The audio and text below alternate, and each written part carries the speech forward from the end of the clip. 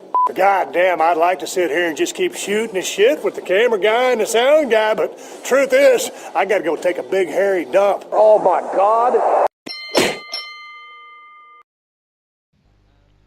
Hey everyone, my name is Turbo Tony19, and yet again I am here with my partner in crime. It's with Matt. Yay! Everyone knows that when we do Wrestle Talk, it's us two by now. And yeah, we skipped a week. We've been... I'm doing the break for my channel, but I'm going to upload this anyway because it would be no point me doing a break on the channel and then uploading this like after Survivor Series. It would make little sense. So, right, exactly. So that's we'll be doing this chat today. We're going to be chatting about two topics this week. We're not going to do three. The reason being is because we did miss Raw, and there's a lot of stuff leading up to Survivor Series. So I thought that maybe just with what we have, we're going to have more than enough on the video there for you today. Number one is basically just, well, what we normally do really, which is our recap. We basically go over Raw and what I think our predictions are going to be for the Survivor Series, maybe any problems that we can see going in wrestling and the storylines or anything like that, just that in general. And number two, we're basically going to talk about the what if Stone Cold came back. A lot of people are saying that CM Punk would be his ideal target, but what are other alternatives? How would be the best way for him to integrate back into the ring? And just basically our thoughts on how that would happen. But yeah, we'll get straight into it. We don't like to waste time. So yeah, Matt, what are your thoughts on Raw that you've seen? Well, considering I missed like the first hour or so, and I've only saw pretty much from Jerry Lawler onwards. Good. I mean that, cause we never actually spoke about last week's Raw either. Yeah. But this whole Survivor Series, like the actual Survivor Series matchup change around seems to be getting kind of interesting, I guess. Yeah. I mean, we were saying there before in the last video that we were worried that there weren't enough championship matches. I when I saw that it actually made a title match, I was kind of like almost like high-fiving you, like saying, yeah, we kind of saw this in advance, and we knew that there was going to be a change. Like there was going to be at least like another championship up for grabs or something like that. Yeah, especially considering they've basically just taken the WWE Championship out of the Survivor Series matchup. Yeah. I think it's a good move by them to put Ryback and Cena and them in a triple threat match, and just to have a WWE title match in general. Yeah, I mean it's a fair ground that obviously Vince was like, oh, he kind of got screwed, referring to Cena, of course, and it's like, yeah, he kind of did, which is fair enough. I just don't want to see Cena hold a title. I think it's quite funny that since that CM Punk has been saying all this time that he gets chance after chance after chance, and he does, but like I think that's like appealing to the hardcore fans. I think that like what else really is Cena going to be involved in the Survivor Series? You kind of have to have him in the main event, really, which is a shame. But like, yeah, I can understand why he did it because he's still in the title picture per se. But my main problem is with this whole thing. I mean, yeah, the title match itself was good. It's good for the event. I'm no doubt it's going to be an interesting match. I mean, the build-up for it's been interesting, especially considering the way Raw closed and Punk with his little puppy dog eyes. That was very funny. That sort of moment, just look at it, it's like, oh, it's like, oh, it's my title, it's my title. It's like... Yeah. So yeah, that I thought that was quite entertaining. But that does leave me into my first problem with Survivor Series. Does that not kind of make the fact that Foley's got a team at Survivor Series a bit redundant? Considering the feud was that he had a problem with CM Punk, and now he doesn't have that. Well, he still has a problem with Punk, but they're not going to settle it as a Survivor Series matchup.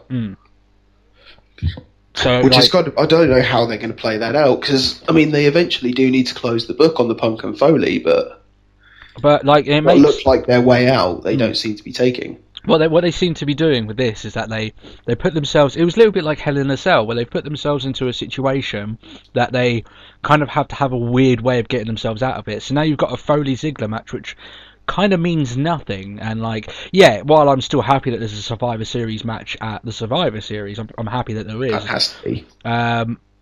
They should be more of a thought behind it rather than, oh, this is just two teams going against each other. Like, maybe, even if they said, okay, it's not a feud between two teams anymore, but the team who wins gets to have like a battle royale with the 5 of them to see who gets a title shot or something like that. That way it means something rather than just it being redundant. You know what I mean? Rather than it just being a Teddy Long match. Yeah, essentially. And I had to have a laugh. Anyone who's watching this now, please just leave me a comment if you laughed your socks off right at the start of the event when Teddy Long comes out and he's like, I'm going to do something crazy and new. Tag team match. It then became the trend for the rest of the night. It's like, oh, I mean, I know they want to sort of push the tag team division and that lot, but an entire Raw. It's the fact that it's Teddy Long. If anyone else had come out and said tag team match, I would have been like, well, fair enough, tag team match. But like, is there any match that he knows? Like, does he even know how to build like a singles match on air? Like, like a triple. He's like, a ladder tag team? Anything with tag team in it is good for him. But yeah. Can it be a tag? I guess it can be a tag. Ooh, tag. Yeah. It's a Hell in a Cell tag match? Oh. Yeah. Yeah, that's what I was thinking. But yeah. Real innovative there, Teddy. Yeah, just a little bit. But yeah, there was a lot of stuff that happened on Raw. They seem to be moving along a lot of these storylines very well. I'm really glad as well that Wade Barrett is in the match. Yes. And I hope that in the match he gets portrayed well, not like he's like one of the first people out. I think it would be really good for his career if he was like one of the last standing on Ziggler's team. I know Ziggler is going to be one of the last standing on his team, and he should be as well.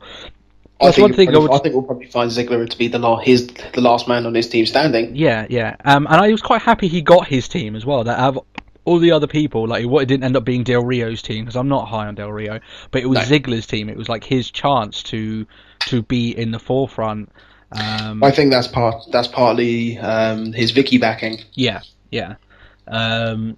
But yeah, I mean, that's one thing that I've been meaning to talk about as well. And when it comes to Vicky, is that like I've been saying for ages, it's time for Ziggler to break away from Vicky, and now it seems even more so because he seems to be kind of backseating himself on this John Cena AJ scandal storyline that they're doing. Yeah. But like he's got this Survivor Series match as well. Like if he was 100% into one thing, then I think that would be better for his character rather than showing up every now and then for no reason involved in this storyline. Yeah, he's essentially just backing Vicky in the whole thing, and it's just like, well, why? It's like he should really be sort of more focused on his side of everything. Yeah, yeah, and like it seems that because Vicky's on set and she's got a storyline, that automatically means that Ziggler has to be involved. It doesn't mean that he has to be involved at all. No, he can do his own thing. But yeah, that's one thing that would you agree that like now it's starting to get a little bit silly at the point that they're not breaking him away from Vicky? I mean, I'm still thinking that they're going to hold out until he cashes in. When he cashes in the Money in the Bank contract and wins. Because I can't see him cashing it in and doing a Cena and losing it. Yeah, I can see him cashing it in, winning, and then as a result, just like, I don't need you anymore. I am the heavyweight champion. Like I've got to where I wanted to go. Now sling it. Especially if he wants to do a babyface turn, that would be the ideal way to do it. Let's say that he cashes in on the Big Show, who's still champion at that point. Now, I'm not saying this is not going to go with what they go with. If they decide that they want Ziggler to be a babyface and be like, you know, the face of a show, which like maybe SmackDown, because if he's going for World Heavyweight title, they could have him cash in against Big Show. They could have it so Vicky's celebrating with him, but he's like, I did this not with your backing. I'm done with you. You know what I mean? Because then he's already beaten a heel for the title, a heel that no one wants as champion in that sense, because they're gunning for Sheamus at this point. You know what I mean? They want the heel to lose the title, and then he's ditched Vicky as well. Finally, that's going to make him pretty much in like 2 nights.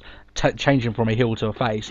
So if they ever wanted to do that, that's the way that they could do it, and it would work. You know what I mean? Yeah. But would you think that maybe being face is something that would be good for Ziggler, or do you think he has to stay heel? I think he has to stay heel. He's that awkward one. He's like, he is the heel, but everyone cheers for him. I think the show-off gimmick works, but I don't know how he could pull off like the whole stealing the show and your girlfriend and be a face about it. And then also stealing the show and your girlfriend and then having Vicky Guerrero as a side thing. If he was going to break away from Vicky Guerrero, they could do it with this whole thing that he's almost doing like a very Rick Rude style of thing where he's fantastic in the ring. He's a champion, and they can make it seem as if he can have any girl he wants, and that could be his heel thing, that he like steals people's girlfriends and shit. You know what I mean? Like, That's very true. like it worked back then, it would still work now. It's a gimmick that hasn't been used in a while. You know what I mean? Yeah, and especially for the current generation of wrestling fans, a lot of people who Rick Rude, the Ravishing Rick Rude, they wouldn't remember Val Venus. You know what I mean? Like, yeah, exactly. And he's a more The Val Venus with the giant. Yeah. Yeah. So yeah, one thing also that I want to talk about in regards to this is one thing that I've been very interested about is talking of face turns, is that the Miz's face turn. I'm not buying it. Do you think that a lot of people are thinking that he's not going to stay a face, that he's going to screw Foley's team out at Survivor Series, and it's going to be like a swerve that, oh look, he looks like he's going to be face, but then he's always been heel all along, and that sort of thing? Do you think it'll be that, or do you think he will be face going for past? I don't think it'll be a Survivor Series screw, but I don't see it being a very long face. I mean, when has the Miz ever been face? But then wouldn't it be the ideal time to turn him face, because it'd be something new? And he's not the face of the company like John Cena, where like no. If you're changing his character, it's monumental to the change of the company. Even though I do think it would be really interesting and would generate more interest in the product if John Cena did go heel, but that's a completely different talk. But it never happened. Yeah, it's not as risky with the Miz. If you want to take him face, it wouldn't be a problem. I think it's sort of like testing the waters, sort of thing, maybe. Yeah. And a lot of people were chanting for him on Raw as well. You have to think that when they were kind of buying into the fact. So it'll be interesting to see how the fans react to him being a face, and if they react to him big, then why not keep him like that? But yeah, as long as he's on air, I think he's a lot better than people give him credit for. And I know he's not exactly favoured in the back, because people think that he's like a frat boy. I think Alberto Del Rio mentioned him as like an overly loud frat boy or something like that. So not a lot of people in the back like him, but he is good on the mic, and he's not a bad wrestler. You don't get to be WWE champion and the chance to headline WrestleMania for nothing. He has something, so might as well use that in some sort of capacity. If it's not working as a heel, change it to a face, see what happens. And yeah, that's very true. Yeah, but I mean, it's really difficult though, because I can't almost see the Miz being a face, because he has that. Well, obviously, I'm the Miz, I'm awesome. He has that sort of air of arrogance around him. Yeah, and even with Alex Riley and all that lot, he was always the heel. It might just be because of the simple fact he was feuding with Cena, and if you feud with Cena, you are then the heel. Yeah. But I don't know, it's going to be, I mean, as you said, it's not necessarily going to be as risky as trying to turn like Cena or Sheamus or anyone like that heel, but I think it's a difficult one as to how it'll actually go. Yeah. You can't. But it's kind of difficult. I mean, as we were saying, like with Ziggler, like the face, the arrogance would probably have to be toned down a little. Oh no, it would have to, and that's one of the things that that if they're going to make him into a face Miz, that they would have to change elements of his character. I think they could still keep the whole "I'm the Miz and I'm awesome" thing. I mean, like, I don't think that's a problem. He wouldn't be like shouting it in people's faces and stuff. He'd just be saying that I'm awesome in his promos and stuff. Yeah, but they could keep that, like he did with Foley backstage. It's like, it wouldn't be good. It would be awesome. Yeah, that sort of thing. Like, you can keep that thing going along. That's fine. But I think, like I said, you have to gauge the fans' response, and by what their response is of that one show of him being a face, and he was undoubtedly a face at that show. It was positive in that sense, and if he continues to get positive things, then WWE are going to pick up on that, and he will stay face for as long as he gets those positive responses. You know what I mean? As long as he gets the cheer. Yeah. I think actually it was a shocking move. I didn't expect it. I thought they weren't going to do anything with him, and for him to change to a face is better than him not being on TV at all. So it's like said in that sense with 3MB, that like, while it might be bad that that they've got these really horrible characters, it kind of makes you think it's airtime. It's time for them to be seen by the WWE fans. So it is something like, you're on air, you've got some sort of level on how well you can perform. If you're not on air, then there's no way you can connect to a fan base. So yeah, it's that in that sort of sense that he's getting airtime. You know he's going to get more airtime because he's part of the whole Survivor Series get up thing. So Yeah, especially considering he's, I wouldn't say a major player, but I mean, recently the Miz has been getting more airtime than Orton. yeah, well, it's because Orton doesn't care anymore, really, does it? Like, Oh yeah, that's one thing I wanted to talk to you about. I know this is probably going to be a lengthy conversation, so I apologise to people that are watching and they're like, "Oh, we want to talk about Raw." Orton, I know that he's sort of checked out and everything, and like in terms of his character. And I've been reading up that he's not happy being a face. He wants to go heel, and I would be more than happy for him to do that because I think he plays a better heel than he does a face. Yeah. But do you think now that if he doesn't turn heel, do you think that is eventually his career over? Because there's literally nothing else he can do. Like, there's only so far you can take a gimmick as Randy Orton's. There's only so far you can take it as a face. He's meant to be, the one that he hears voices in his head. Yeah, he's supposed to be uncontrollable. And he could randomly just switch. Yeah.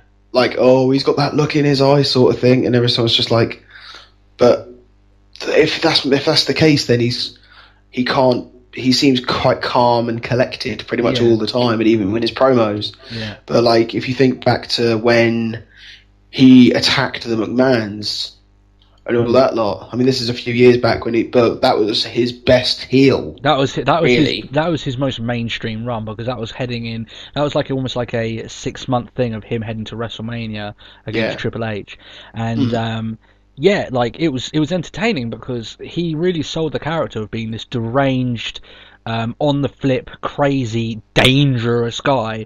But now, what was it? He RKO'd Stephanie. Yeah, he dropped her. He did the middle rope DDT whilst Triple H was handcuffed to the turnbuckle. Yeah, sort of thing. And he did the thing where he called over to her. Yeah, and then he kissed her.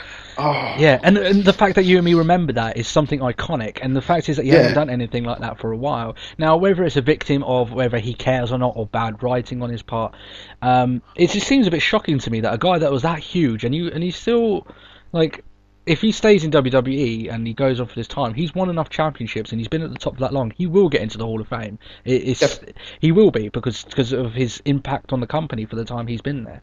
But for the last few years, like, it just seems very underused, and like you could change him back to that character, even if it wasn't SmackDown. Just let him run riot, just let him go through. Yeah. You've got enough guys on NXT that get a bit of airtime with Randy Orton going a bit mad and just going on a rampage with them. You know what I mean? I know it's job essential, but that's how you get your face out there in that sense. And you can one of the things that they could do is that they could have it that Orton just snaps out of being this happy guy, and then like you could even have him snap on someone like Sheamus. I mean, you say the happy guy, he's still not even doing the happy. He's still the same Randy Orton. It's like he's attacking heel, so he's face. Yeah, he's stuck in this weird sort of limbo where it just doesn't really matter where he's on the mic anymore, and then, I don't know. Like, I don't know if it's going to change. I hope it does, because he's a good talent and he's very good in the ring. He had a Falls Count Anywhere match with Alberto Del Rio, and that was quite entertaining. And on SmackDown in Birmingham, yeah, and that was really, really good. It just seems very odd that he he's been very underused, and I know that he's on his third strike of his drug thing or whatever, wellness policy violation. Maybe that's the reason why WWE are just keeping him kind of going through the motions, sort of thing, just in case he does get the third and they have to fire him.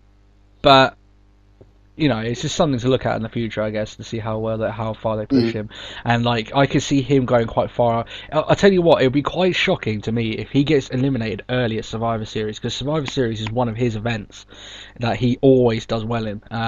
He's currently been in the most and won the most. Yeah, I think he's been the last survivor and won it the most times or something. Like he's got a very good record anyway at Survivor Series. So know if he gets eliminated fairly early or anything like that in that match, that that WWE have pretty much given up on him.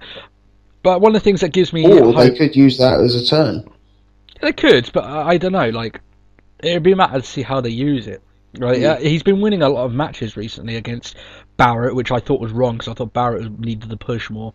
He's been beating Del Rio pretty much non-stop for God knows how long. So he's been racking up wins. So it makes you think that maybe they're thinking, right, we do need to give him some wins, get him back up there. Who did Barrett have at Raw? Tensai? I don't know. It wouldn't have been that, would it? No, I can't even remember. I know he beat Brodus Clay. Was it Brodus Clay? It was Brodus Clay. UK Raw, yeah. Yeah, and he beat him. So yeah, I mean, it's not that bad for Barrett. I just thought Barrett deserved the win anymore. But we're going off track anyway. Survivor Series then. Let me quickly get the matches up there for you. But the ones that we know, the Survivor Series match. How do you see it panning out? How do you think it's going to go?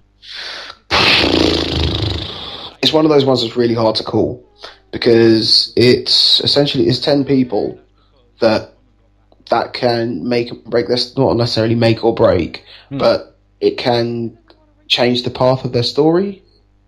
Yeah. So you've got Team Hell No and you've got Team Rogue Scholars, and say for example, if Cody or Sandow was able to eliminate Daniel Bryan, and then that'll be.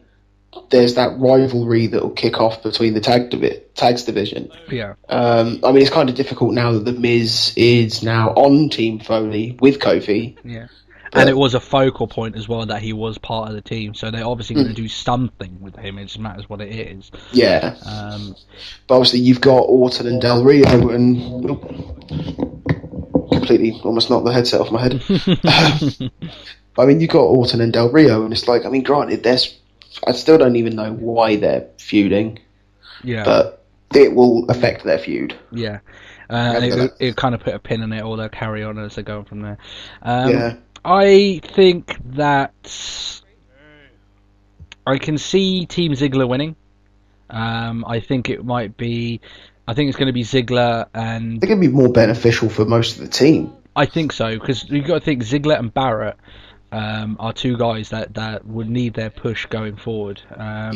And you've got Cody Rhodes. You could have Cody Rhodes and Damien Sandow, like I said, part of that winning team, and that way that kind of makes it that they have to go against Daniel Bryan and Kane for the tag team titles. That would make sense. Yeah.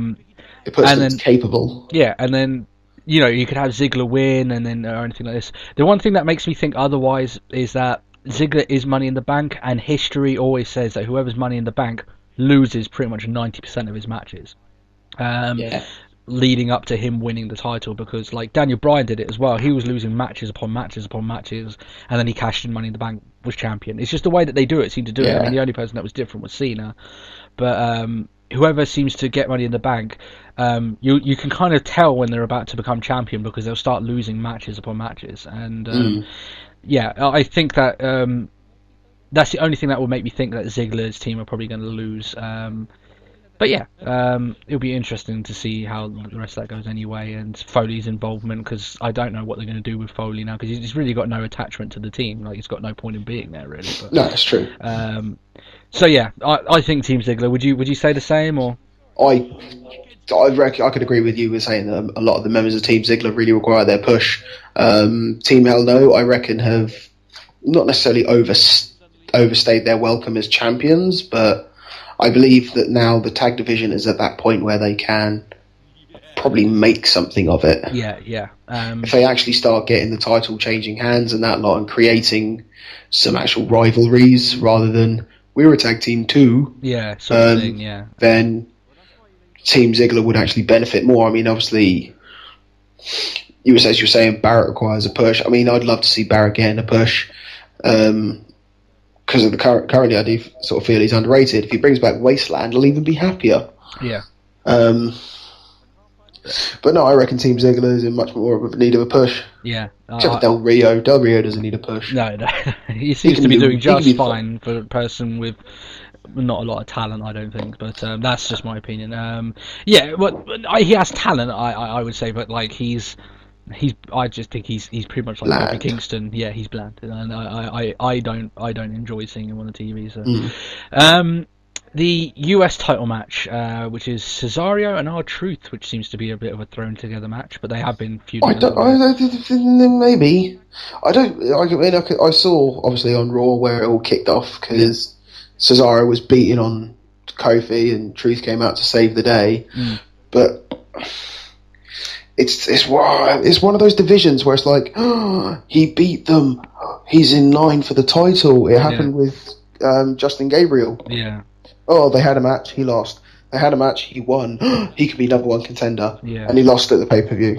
I would be extremely shocked if Cesaro lost, because I think, like you said, it's pretty much like a cookie cutter what they've done before sort of feud, where they're kind of tying him over until they can get a big storyline where he either loses the title or goes for something bigger. I think R-Truth is one person that would give him a good story, though. Yeah, but I don't think he's going to win at this event. That's just my opinion anyway. Yeah. I don't think he's going to win here. I think if he was to win the title, then they've done a very poor job in building up to the match. I think they should have made it so he makes him look. I know that they had him so he beat him or whatever or anything like, or they've gone face to face and they've fought against each other, whatever. But they should have done more of a thing where it's like people will be excited to see the match. That way, if when the title does change hands, it's like a bigger event. But that's something they've done with the US title for ages. That it's not been at the forefront of their thoughts anyway. So, but yeah, I think Cesaro will win. I'd be very shocked to see him lose. Just because if R-Truth is going to be the one to take him on the title, the feud is too early. But that's just my thought anyway. Are you on the same thought, or do you think R-Truth will win? Or I think R-Truth, if somebody's going to take the title from Cesaro late, it would be Truth. Okay, so you think there is a chance? I think Truth is capable enough that... I mean, obviously, he is capable enough of holding the US title. And especially considering Cesaro's been going on to this, none of you Americans are capable of winning your title. Yeah. And I think R-Truth is probably that one person just to come along and go, no. Yeah. So you think more than me that R-Truth will win? That'll be interesting. You can shove that in my face if you are right. Right. So Divas match. Yeah. Eve versus Caitlyn. No one really cares. I think anyone that watched these episodes realised that me and Matt don't really care about the Divas. And I can tell you right now that I don't care who wins. It's probably going to be either one of them. It might be Eve. It could be Caitlyn because they've been building up to it. It will probably be either of them. That's a really good guess there, Tony. I don't care. It's a one-on-one. One of them might win it. That shows you how much I care about it. Right, the reason, I will go into it. All right, so Eve could win. They could keep her title run going. Caitlyn, they have been building towards this match for a while with the thing, so she could win. It's just, I think it's up in the air, but it doesn't really matter who wins. In all fairness. Yeah. Nah. Let's move on. 3MB versus Tyson Kidd and Justin Gabriel. I didn't even realise this was on the listing. I just looked on it on the website. Yeah, 3MB, Tyson Kidd, Justin Gabriel. There's only one winner there, and it's going to be 3MB. Yeah, and it's going to be, this is one thing I really hate is the fact that Drew McIntyre's out with a broken wrist. Yeah. It's the fact, so it's like 3MB. Oh, so it's Jinder Mahal and Heath Slater. Yeah. But that's one of the things that's good about being in a 3 group, though, that even though he's injured for a little while, or I didn't even know he was injured, but did you not notice that like a few weeks back he came down in a plaster cast? Oh no, I didn't see that. But it doesn't matter if he's not wrestling, as long as his team's winning, it's kind of still good for him in that sense, you know what I mean? But yeah, Tyson Kidd and Justin Gabriel, I would be really shocked if they won that match, because they are pushing 3MB. Pushing 3MB at the moment, unfortunately. Yeah. And they're early in their push with 3MB as well, so I think that's going to be a 3MB victory. So the two big ones for me, which would be the rematch of Big Show and Sheamus for the World Heavyweight Championship. I'm one of these people that I'm not a big fan of rematches, but I did say before that this would be a match I'll be looking forward to seeing. However, I'd be very shocked if Big Show lost the title so early into his run. Big Show's going to retain. Yeah, Big Show's going to retain. I'd be... unless they were going to make Sheamus champion and go for another run as him as champion to make him seem like, he had his one stepping block, but he managed to overcome all this. I don't know. I think it's probably going to stay Big Show. I don't think so, because I think, obviously with the whole Big Show, it's like the 45-second thing. Yeah. And it's like, I don't think, 45-second then became 3 weeks. Yeah. Or whatever. Yeah. And I think obviously they want to get Big Show over as a lot more as this big dominant giant. Yeah. So if he can take down Sheamus 2 pay-per-views in a row, yeah, no, I think that Big Show's going to win that. So WWE Championship, Punk, Cena, Ryback. I think that they're putting so much stock into CM Punk's title reign. I would be shocked to see him lose. I think that it probably will be a CM Punk pin against Cena, maybe, or I don't know, maybe Ryback will get confused or maybe like attack Cena, and like while he's trying to fight Heyman, CM Punk would get the pin, that sort of thing. You know what I mean? Yeah.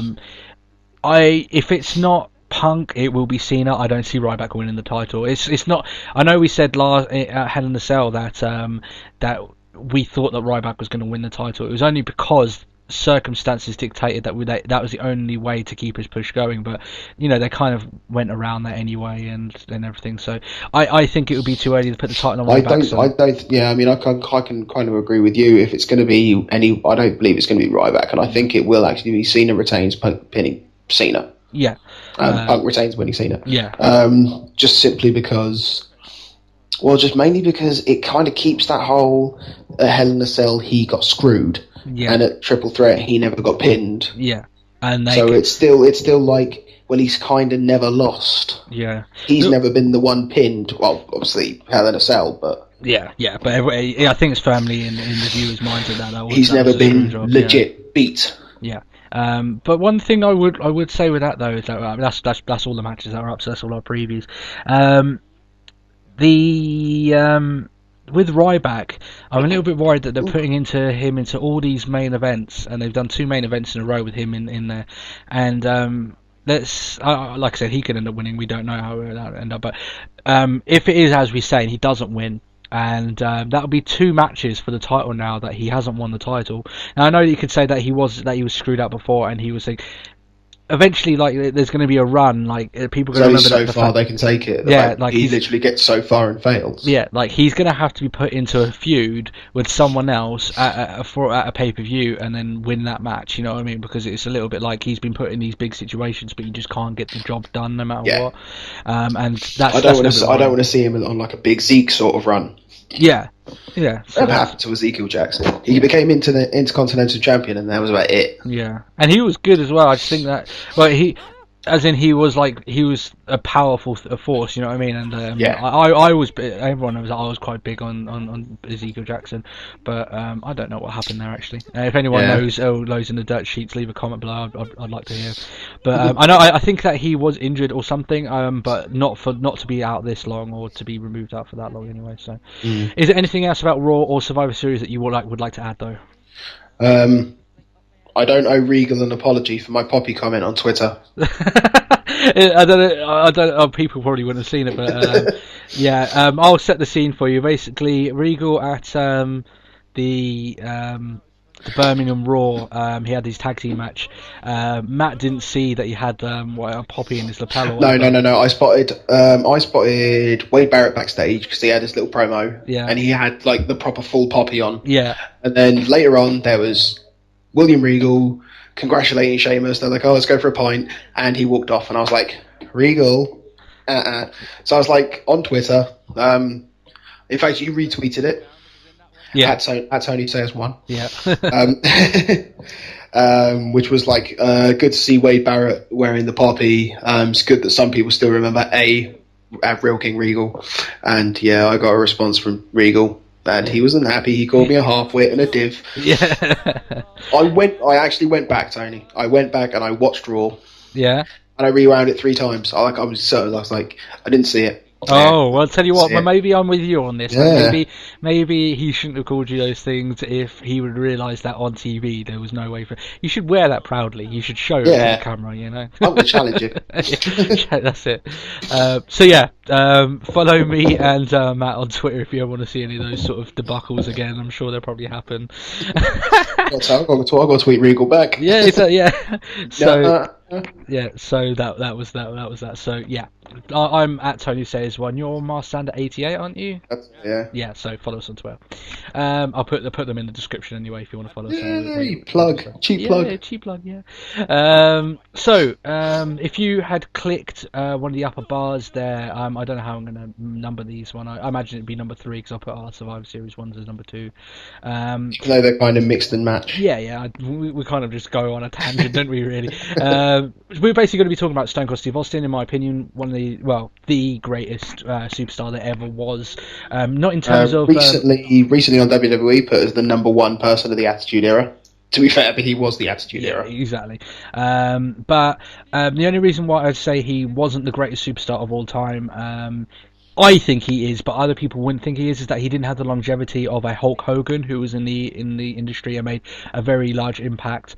But I think that at the time, Austin pretty much pulled the company out of the dirt and really did well. So Austin is one of my all-time favourites. Fantastic wrestler. Great, all the accolades. I don't have to go through them all. He is fit enough for a match. If anyone watched the Tough Enough, you realise he hasn't missed much of a beat. He's still there. And on he had an interview recently. He said that he's okay to wrestle. He's had a long enough break now. He could do it if he wanted to. And he also did a promo with CM Punk for WWE 13. If you haven't seen it, it's a really, really good promo. And he basically I haven't actually watched it. It's really, really good. And basically, it's him talking about Punk, and it's all about what ifs. It's like, what if I was to come back and go against you, which you can do in the game, and they will plug in the game or whatever. But like, they could tell that Austin was 100% into that promo, and he was basically saying, if I was there right now, I would be champion because you'd have what I want, and I'll take it from you.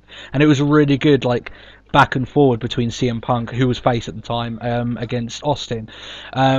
So he's fit enough to come back. He could come back. How would he come back, and who would he go back against? So, what was your thoughts on that? I don't know. To be perfectly honest, I'm sort of with everyone else in sort of the fact that it could just be against Punk. I think they are literally just polar opposites of each other, but also really similar. Yeah, they are. Punk with his pipe bombs and sort of trying to break through the general grind, and that's essentially what Austin did. Yeah. If Vince wanted a nice smooth road and Austin was that big old bump in the middle. Yeah. But it was back when they were doing their guest GMs and all that lot, and Austin was it once. Yeah. And Punk, whilst he was leader of the new Nexus when he ruined Nexus. Yeah. I don't want to say a bad word about Punk. Punk is amazing, but he killed the Nexus. Yeah. That whole idea for the new Nexus. Now, whether it was him or the script writers, fuck that up. But I think the Nexus was pretty much hurt beyond that point at that time anyway. But we're going on tangent. Yeah, carry on. But it was like a bit backstage where Punk came into the office and Austin's like, "Do you want a beer?" It's like, "Are you what?" Yeah. Do you want whiskey? It's like, what? And they seem to have that chemistry. And it's just, obviously you've got the drug free and you've got, I don't want to use the word, but you have the drug free and you've got the drunk. Yeah. But it's obviously the beer swilling ass kicking and all that lot. But I still reckon with the polar opposites and the exacts and the very much similarities that the pair of them have, I reckon they'd put on an awesome match. Yeah. No, I like I said, I don't disagree with you. I think that they would make a really good match and everything, and it is the obvious way to go about it. And they do have good chemistry, and they would pull off a good rivalry with each other, and it would be a good payoff. It's the safest way for Austin to come back and have a very good rivalry and a very good return match. There are other candidates though. He could go against John Cena, which may be.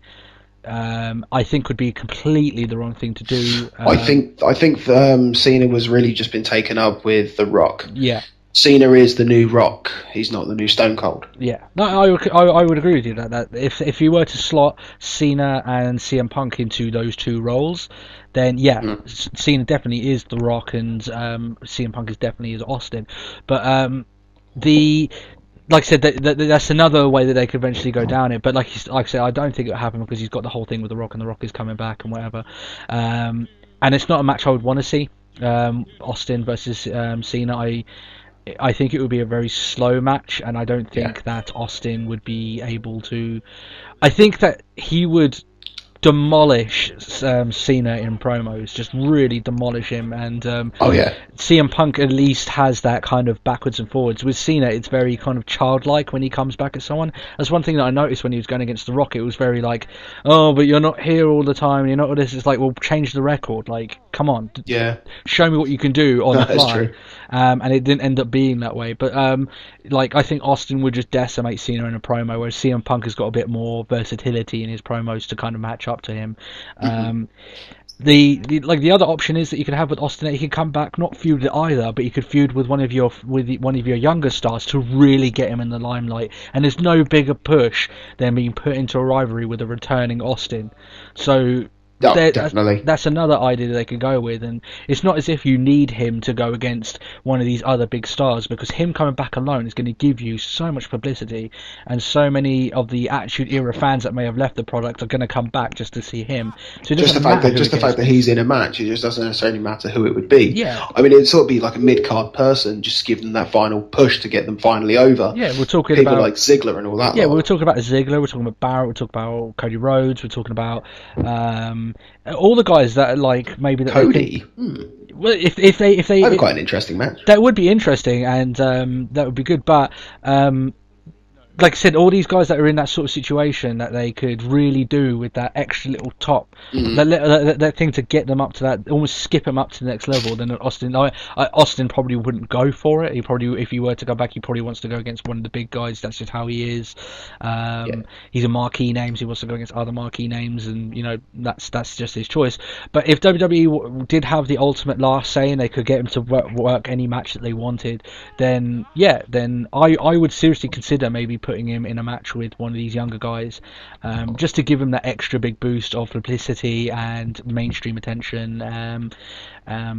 And he, like I said, doesn't even have to win the match, like, you know what I mean? So Just to have been in it, as long as he can give the middle finger and stun at someone, everyone's happy. yeah, and like I said, like if you'd watched the Tough Enough series, if you're gonna watch the last one, it was a good series, but there's not much point in watching it because the guy who won it didn't get anywhere anyway. But if you're gonna watch it for one reason, watch it for Austin in the ring. He's still got it. Like, you don't lose those skills. You say for Austin, what you mean when he tested the ropes and did a couple of bumps? No, he wrestled. Oh no, with he Luke, wrestled with Luke, didn't he? Yeah. So, but like in the sense that like when you're that good at what you do, you don't just forget how to wrestle. Like He's riding a bike. Yeah, you just get back on. All you have to do is get back in shape, and you know he's one of these guys that's dedicated to his craft. He's not going to come back in a half-assed shape like Brock Lesnar did.